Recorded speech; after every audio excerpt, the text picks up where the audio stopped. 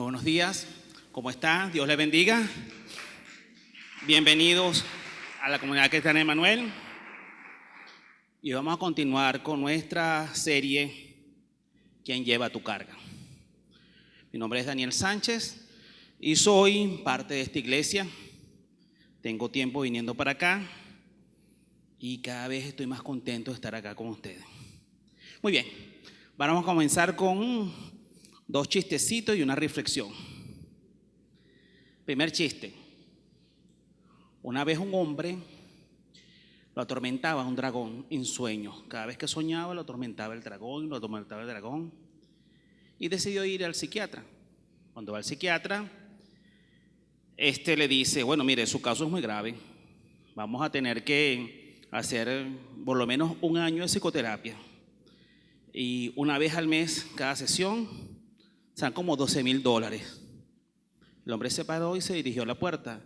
Y el psiquiatra le dijo, ¿a dónde va usted? Y el hombre dijo, mire, por el precio que usted me está cobrando, prefiero ser mi amigo del dragón. La reflexión es la siguiente. Una vez, un hombre vivía en una granja donde habitaban perros, cochinos, todas estas cosas, más su familia. Pero ella no soportaba más a su familia, peleando con su mujer, peleando con sus hijos. Y entonces va donde un gran sabio y le pregunta, gran sabio, ¿qué puedo hacer? Ya yo no soporto a mi familia. Y el sabio le dije, bueno, ¿tú quieres salvar a tu familia? Sí, claro que sí. Bueno, vas a hacer exactamente lo que yo te diga. Vas a poner todos los animales dentro de la casa y vas a vivir con ellos durante 1 semana y después vuelves hacia mí. Así hizo, metió perro, cochino, caballos, gallina, pavo, todo lo metió a la casa. Esa semana fue horrible, horrible la verdad. Una vez que terminó la semana fue donde el gran sabio y le dijo, ¿cómo te fue? Esto es un infierno, esa casa. Bueno, ahora saca los animales, convive 1 semana con tu familia y regresa otra vez a mí. El hombre lo hizo, sacó los animales, convivió 1 semana y cuando regresó le dijo el sabio, ¿cómo te fue? Caramba, jamás había experimentado tanta paz y tanta tranquilidad y tanta armonía familiar. Pues bien, la moraleja es que uno a veces tiene la felicidad dentro de uno, con su familia, y realmente no le da el valor que uno debería darle. Y el último chistecito es de un borrachito. Una vez un borrachito tenía las 2 orejas quemadas, muy quemadas. Y entonces llega un amigo y le dice, oye, vale, ¿qué te pasó en la oreja? Bueno, tú sabes que mi mujer dejó la plancha encendida y llamaron por teléfono y yo atendí y confundí la plancha con el teléfono y me quemé la oreja. Caramba. ¿Y por qué la otra también la tienes quemada? Es que el imbécil volvió a llamar. Muy bien.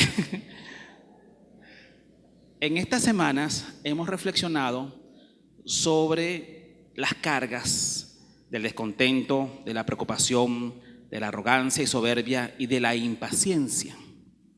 Hoy vamos a hablar de una carga muy importante. Es la carga de la culpa.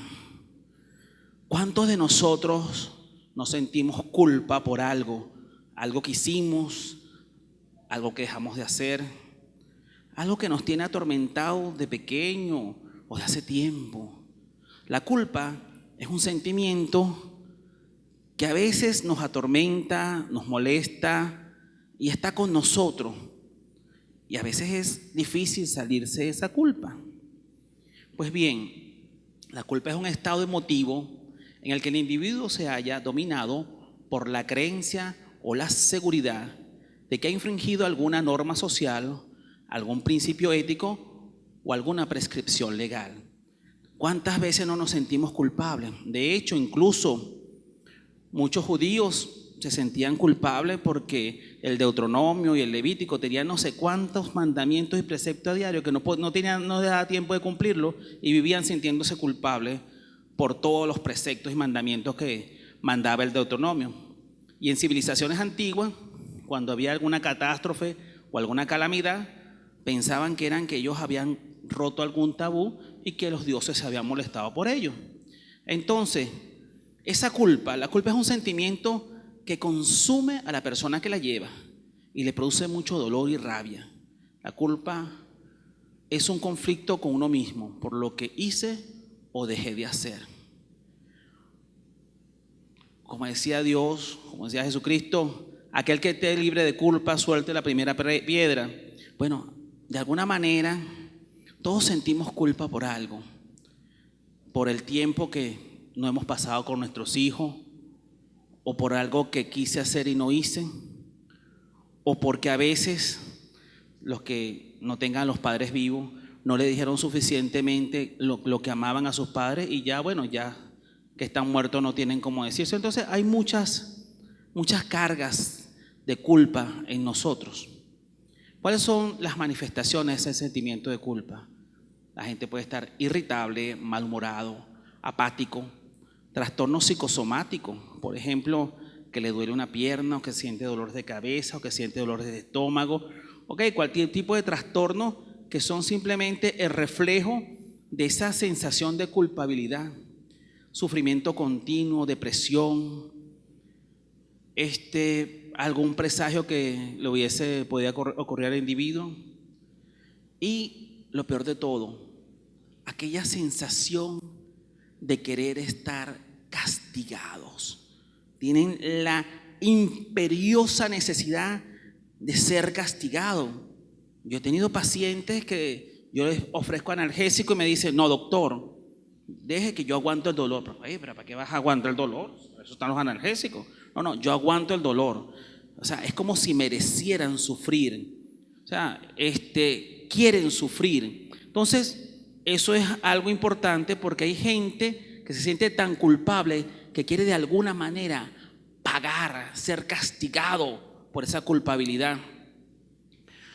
No se olviden que Jesucristo vino aquí a cargar con nuestra culpa y con nuestro pecado. ¿Cuáles son algunas causas de culpa? Por ejemplo, una de las más comunes es el pasado sexual. Mucha gente se siente culpable de su pasado sexual. Otras de que, ¿por qué no busqué a Dios antes? ¿Por qué vine tan tarde a la presencia de Dios? Pues no, usted no vino tarde a la presencia de Dios. Usted vino justo cuando tenía que venir. Porque para Dios no hay tarde ni temprano. Dios es hoy, mañana, siempre. O sea que no diga, llegué tarde a la presencia de Dios. Entregué mi corazón a personas incorrectas. Eso es una sensación muy común. Bueno, me enamoré de un tipo que me maltrataba, que me golpeaba. Bueno, mira, realmente no es tu culpa. No honré a mis padres mientras estaban vivos. Aborto. Muchas personas que han tenido aborto de jóvenes, cuando llegan a cierta edad se sienten muy culpables por haber tomado esa decisión y no se lo perdonan y se lo dicen a uno, mire doctor, lo que pasa es que cuando yo tenía 16 años salí embarazada, me hice un aborto y yo todavía a los 40 y pico de años estoy pensando en ese bebé y todo. Bueno, mira, tienes que perdonarte pues. Adicciones, la infidelidad, una de las cosas importantes de culpa es la infidelidad. Estudié lo que no quería. Del desorden financiero, o sea, no hice buenas inversiones, no terminé mi carrera, la dejé a mitad, me tuve que ir, robé mi trabajo o robé a mi familia o simplemente decepcioné a los que más confiaban en mí, no llegué virgen al matrimonio, también es una causa importante, el divorcio de mis padres. Muchos niños creen que sus padres se divorcian por culpa de ellos y siempre tienen esa culpa porque creyeron que cuando los padres se divorciaron, ellos fueron los culpables. Me abusaron sexualmente. La gente que es abusada sexualmente no tiene la culpa de eso. Sin embargo, muchos se sienten culpables. Muchas mujeres piensan que porque se ponen bonitas, se ponen atractivas, provocan a los hombres y son culpables de que le hayan agredido sexualmente. No, la agresión sexual es una violencia en contra de un ser humano. Es una violencia, eso no es culpa de la persona, de la víctima, es culpa del victimario. No luché por mi matrimonio y lo perdí. He maltratado a mis hijos, no pedí ayuda a tiempo, ejercí la prostitución. Eso hoy en día, por la situación económica del país, se está viendo cada vez frecuente la prostitución. Y realmente el sentimiento de culpa en estas personas cada vez es mayor. No he pasado tiempo de calidad con mis hijos. Esa es una de las razones también importantes de la culpa. Y aquí tengo yo dos cosas que contarle. Una de un colega. Una vez estaba yo en un congreso en el interior del país y me puse a almorzar con un colega. El colega me preguntó por mi familia y yo le pregunté por la de él.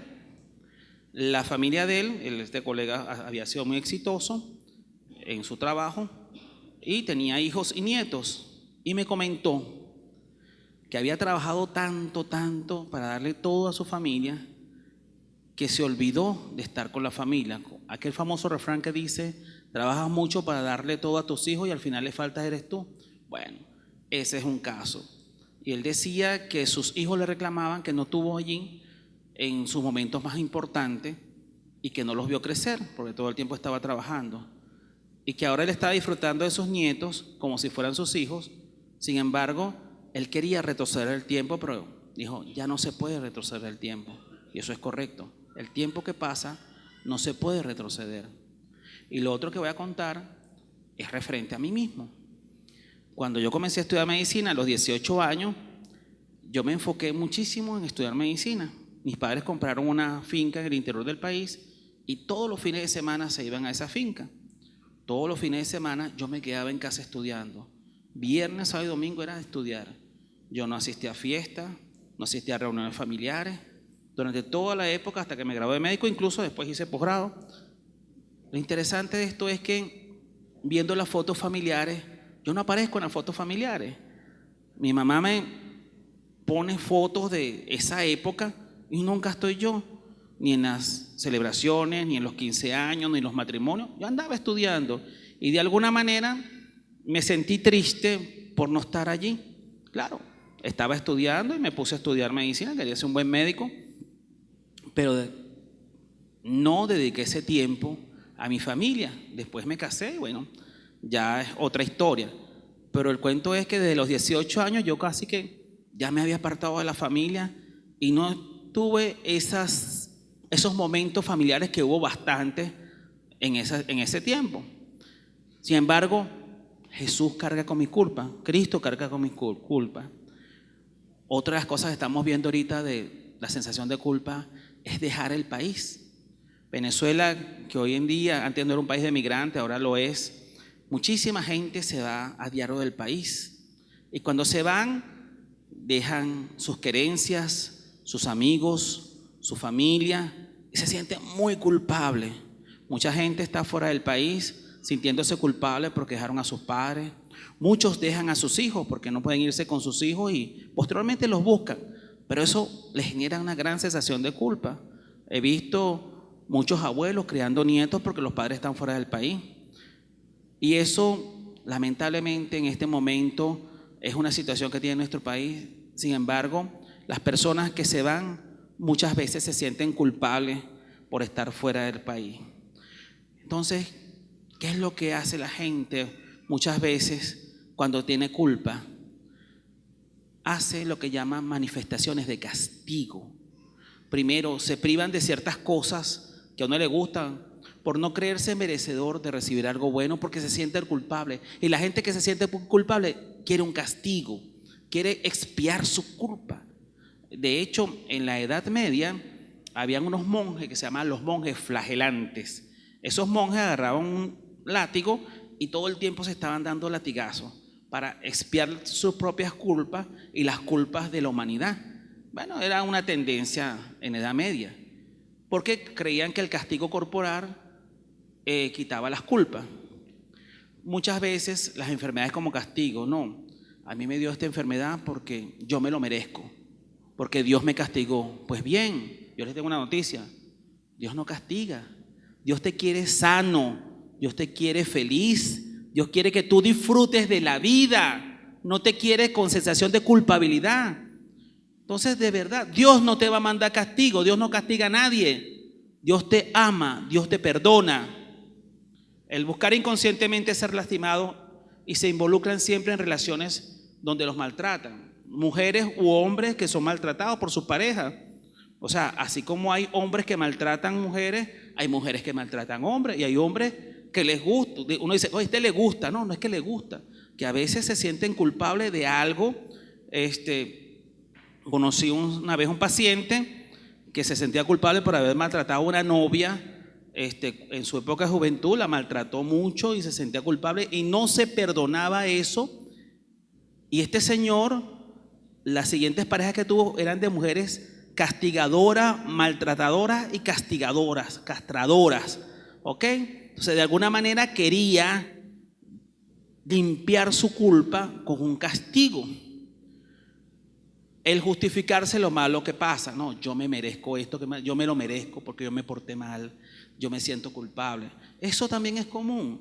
Y les repito, Dios no quiere que tú te sientas culpable. Dios no te quiere castigar. Dios quiere que tú seas feliz.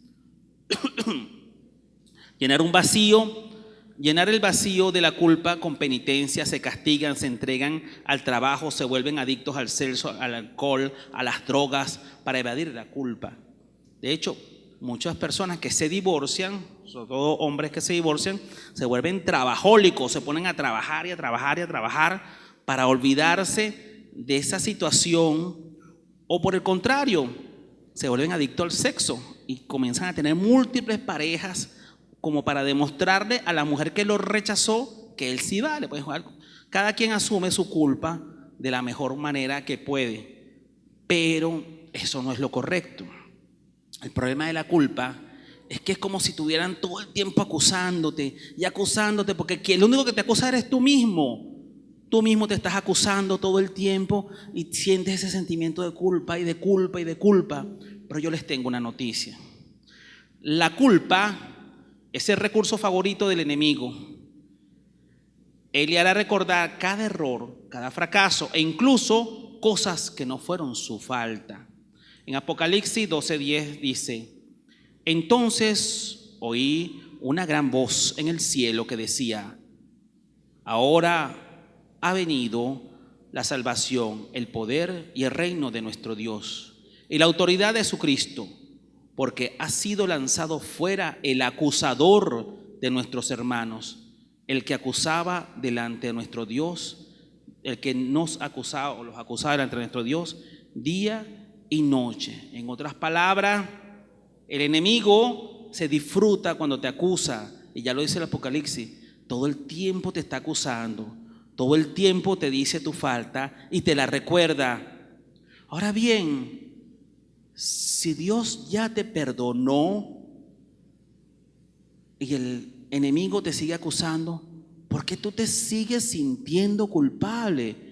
¿Por qué te sientes tan culpable que todo el tiempo estás en depresión, te sientes mal? Y yo te digo, mira, ya Jesús te ama, Jesús te ha perdonado, eres una criatura nueva. Y tú sigues empeñado en esa culpa y te sientes mal por esa culpa. ¿Qué es lo que está pasando?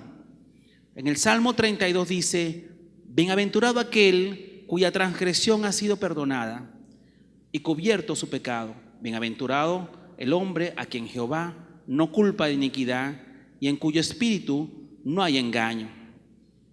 Mi pecado te declaré y no encubrí mi iniquidad. Dije: confesaré mis transgresiones a Jehová, y tú perdonaste la maldad de mi pecado.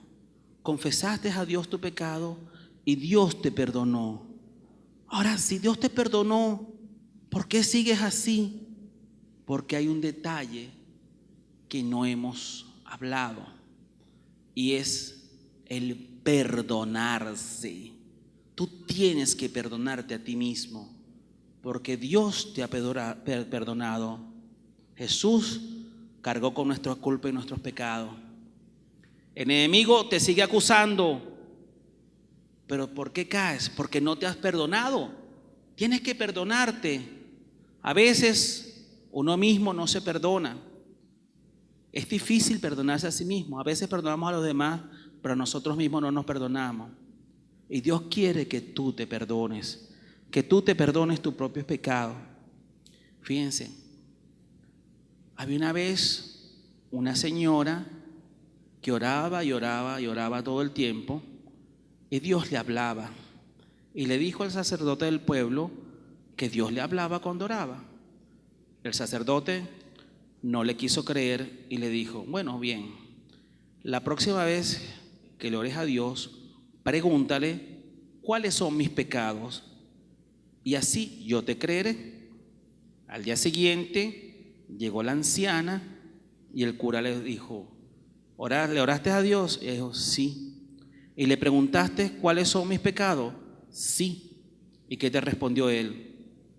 Y la anciana le dijo: el Señor me respondió que hace mucho tiempo que olvidó todos tus pecados, porque ni el mismo cura se había perdonado y ya Dios lo había perdonado. Ahora bien, Dios te perdonas tus pecados, perdónatelos tú también. ¿Y ustedes creen que ser cristiano es fácil?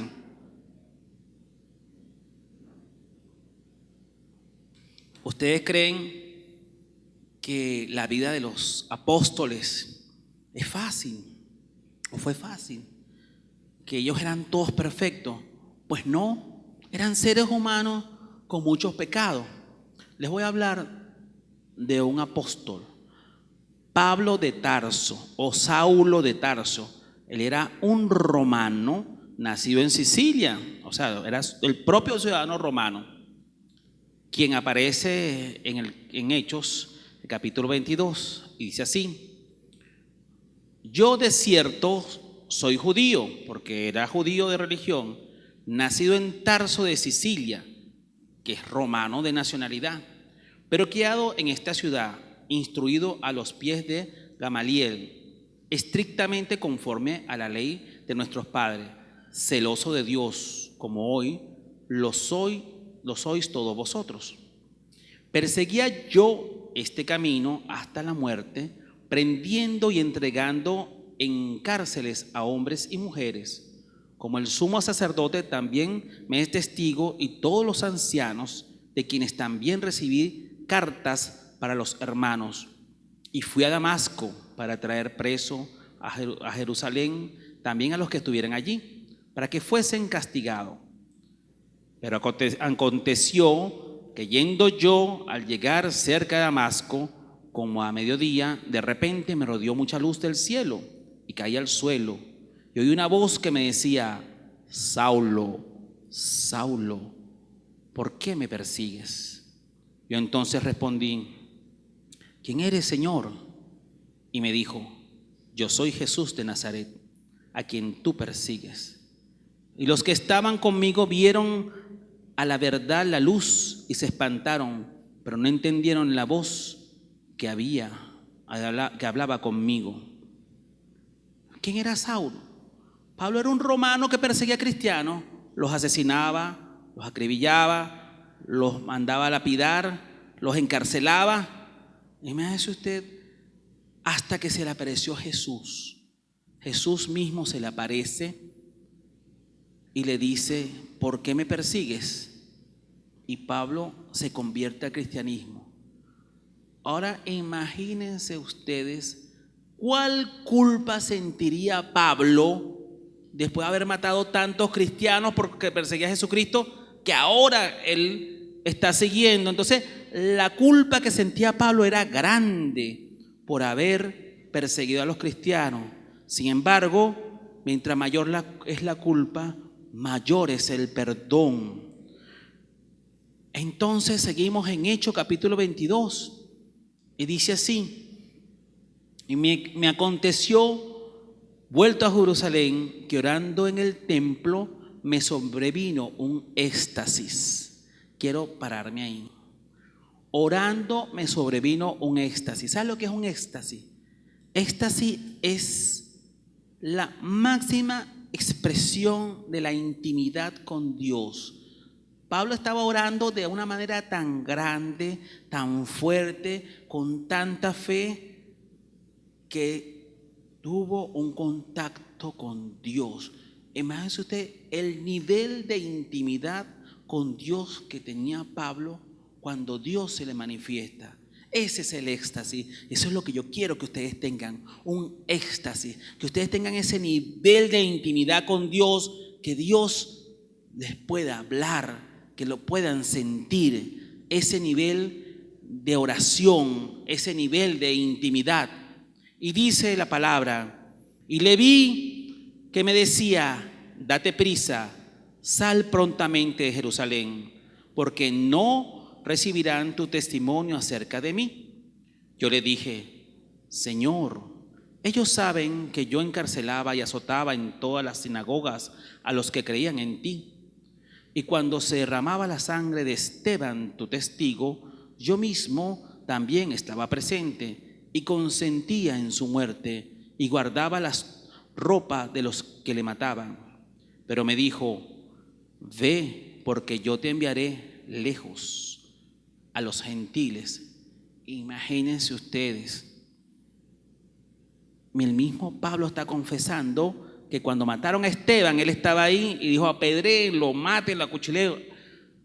A Esteban lo mataron lapidándolo, lo mataron a pedradas. Y Pablo estaba allí, era el que dirigía ese linchamiento de alguna manera. Y entonces, por supuesto que en Jerusalén nadie lo quería. Dice, bueno, sí, el hombre se convirtió de cristianismo, pero wow, este es el hombre que nos azotaba, que nos mataba, nos perseguía. Entonces había un cierto resentimiento contra Pablo y por eso Dios le dice, no, aquí en Jerusalén no vas a predicar, ¿ok? No van a recibir tu testimonio en Jerusalén, pero Dios lo había preparado. Pablo era romano, sabía hablar hebreo, hablar griego y hablar latín. Eran los 3 idiomas más importantes de la zona, sobre todo el griego y el latín. Entonces, ¿qué pasa? Pablo es el hombre que se va hacia los gentiles, quien divulga el evangelio a los griegos, sobre todo ahí a los romanos. De hecho, tenemos la carta a los corintios, que son griegos, los efesios, que son griegos, y los romanos. Entonces, Pablo se encargó de divulgar el evangelio a aquellos que no eran judíos, lo que llamamos gentiles, aquellos que no son judíos. Entonces, gracias a Pablo se divulga el evangelio. ¿Por qué? Porque Dios lo preparó, Dios lo formó para usarlo en un momento. A veces uno no sabe por qué pasan las cosas, pero Dios nos capacita y después nos llama. Capacitó a Pablo y lo llamó porque ese era el hombre que necesitaba Dios para divulgar el evangelio. De hecho, ¿por qué no matan a Pablo y por qué estuvo preso en Roma? Porque él era ciudadano romano.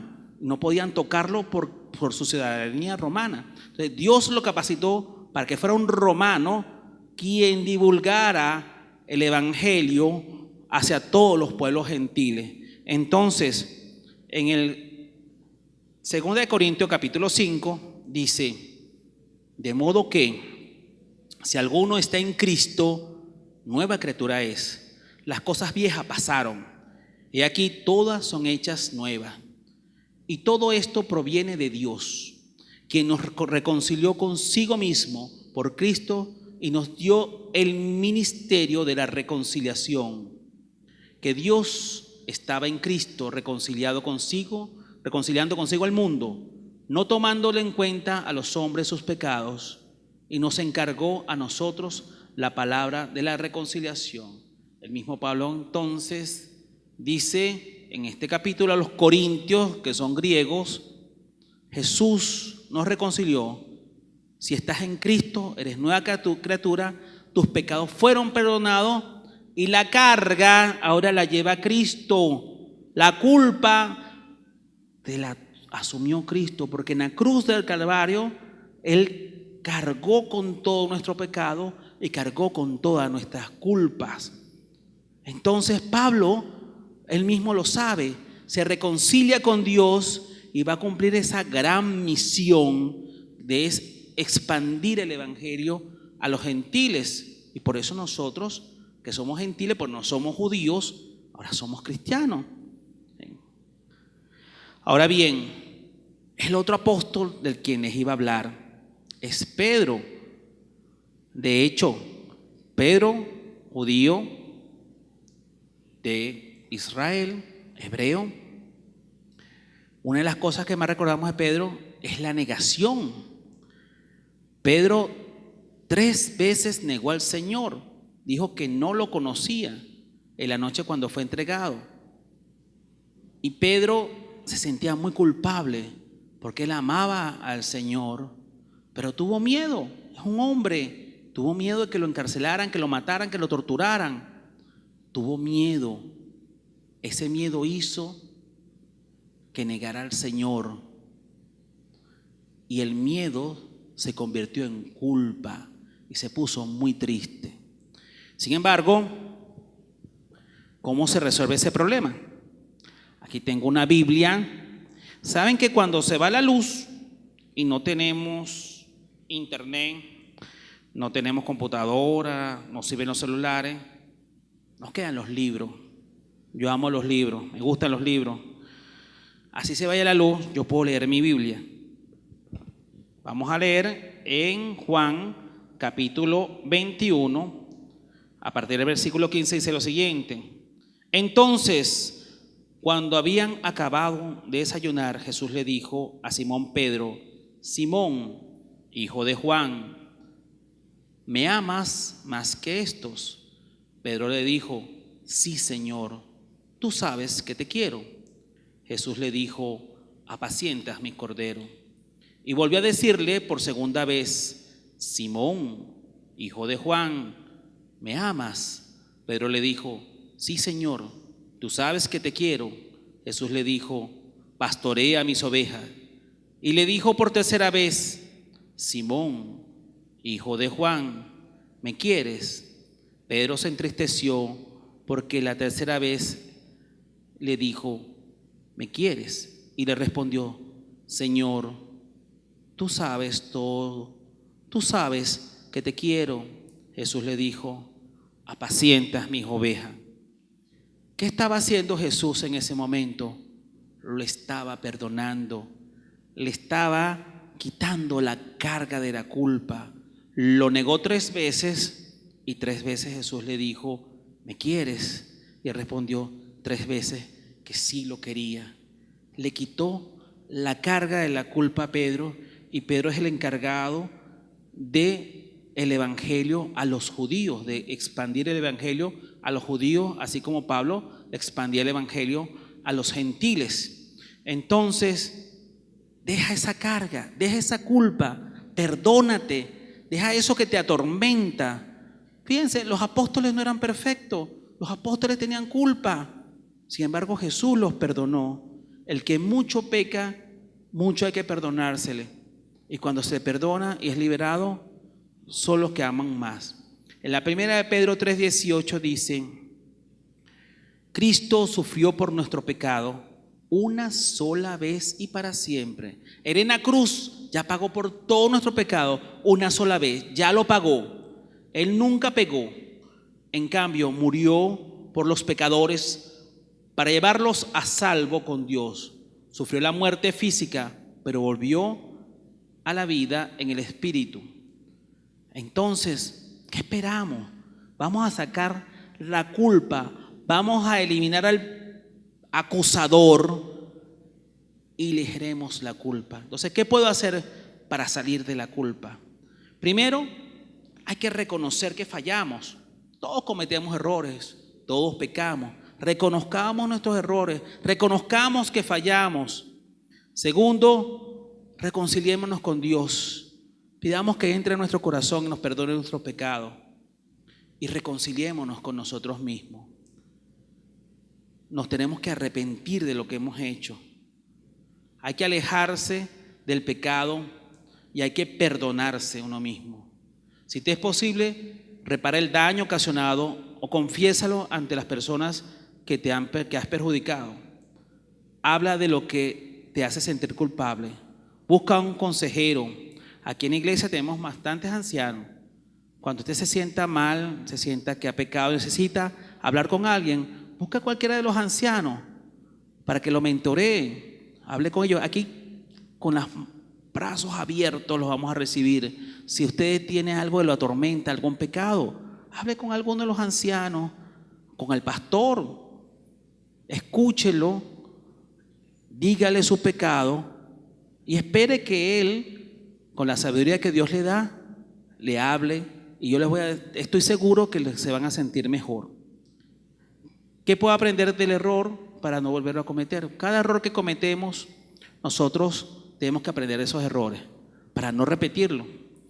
Un amigo mío dice siempre: Daniel, si de algo sirve la experiencia es para no meterse en problemas.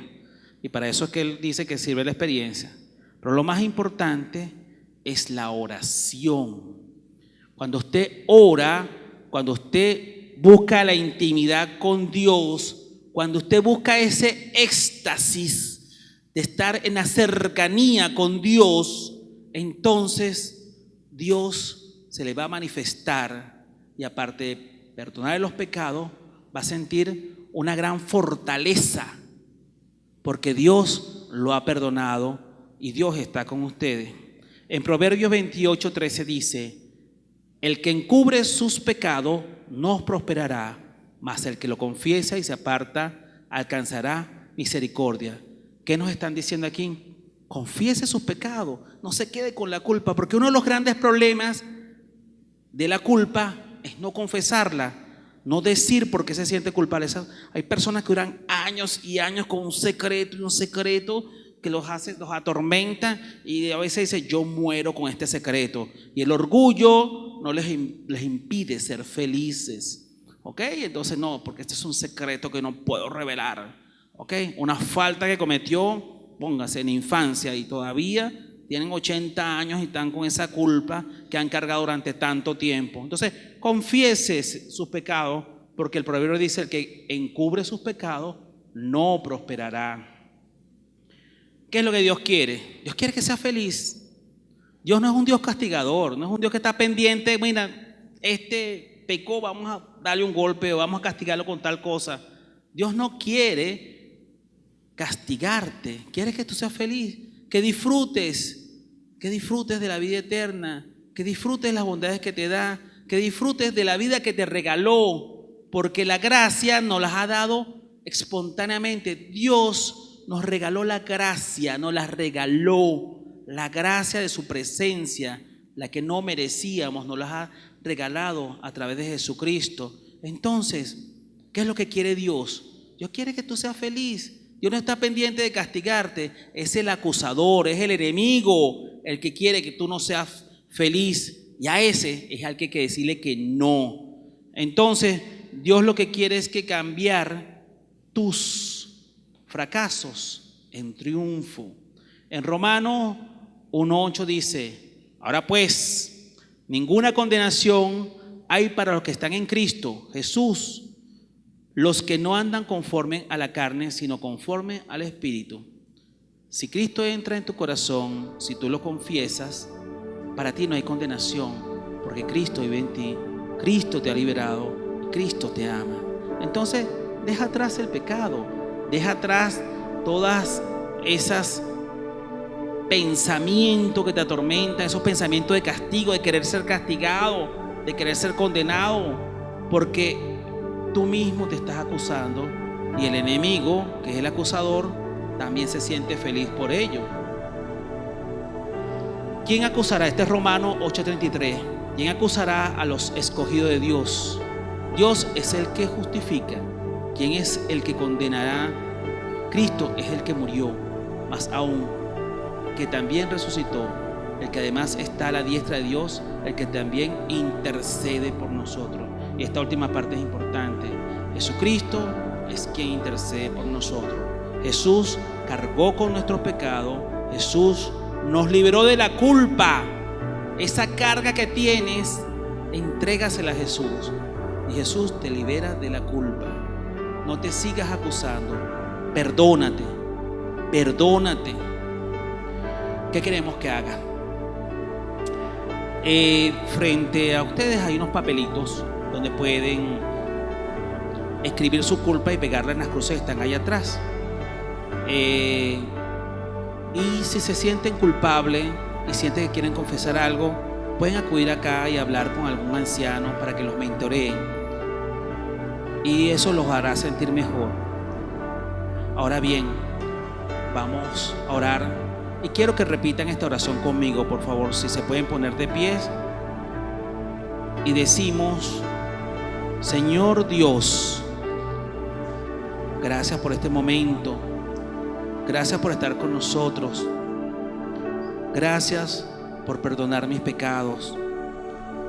Te entrego todas mis cargas, te entrego todas mis culpas para que tú las cargues, Padre Santo. Gracias, Señor. Y yo ahora declaro que yo me perdono de cualquier pecado, de cualquier culpa que cargue. Yo me perdono y echo fuera al enemigo que me acusa, porque Cristo Jesús está dentro de mí, que es mi Señor, mi Dios y Salvador. Es el Hijo único de Dios y es el único camino a la salvación. Gracias, Padre, porque me oyes, en nombre de Jesucristo, mi Señor.